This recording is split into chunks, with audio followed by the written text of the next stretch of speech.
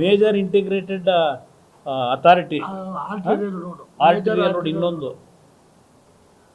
ಇದು ಯಾವ್ಯಾವ ರೀತಿಯಲ್ಲಿ ಈ ಸರ್ಕಾರಗಳು ನಡೆಸಿ ಇವತ್ತು ಈ ಪರಿಸ್ಥಿತಿ ತಂದು ನಿಲ್ಲಿಸಿದ್ದಾರೆ ಅನ್ನೋದು. ನಾನು ಗ್ರೇಟ್ HK ಪಾಟೀಲ್ರು ಅನ್ನಲ್ಲ, ಅದು ಎಲ್ಲಿ ಇಟ್ಕೊಂಡು ಅವರಂತೆ ಸತ್ಯಶೋಧನೆ ರಿಪೋರ್ಟ್ನ ಕ್ಯಾಬಿನೆಟಲ್ಲಿ ಚರ್ಚೆ ಯಾಕೆ ಮಾಡಲಿಲ್ಲ? ಇವತ್ತು ಬಿಡದಿ ಹತ್ರ ಹೊರಟವರಲ್ಲ ರಿಯಲ್ ಎಸ್ಟೇಟ್ ಬಿಸ್ನೆಸ್ಗೆ.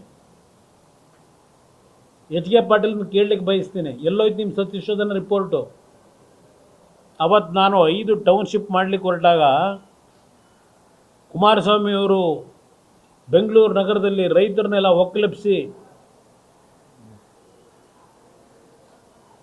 ಲ್ಯಾಂಡ್ ಹೊಡೆಯಲಿಕ್ಕೆ ಕೊಟ್ಟಿದ್ದಾರೆ ಅಂತ ಹೇಳಿ ಅದೇನೋ ಸತ್ಯಶೋಧನೆ ರಿಪೋರ್ಟ್ ಏನೋ ಇಟ್ಟಿದ್ದೀರಲ್ಲಪ್ಪ HK ಪಾಟೀಲ್ರೇ, ಕ್ಯಾಬಿನೆಟ್ ಮುಂದೆ ಯಾಕೆ ತರಲಿಲ್ಲ?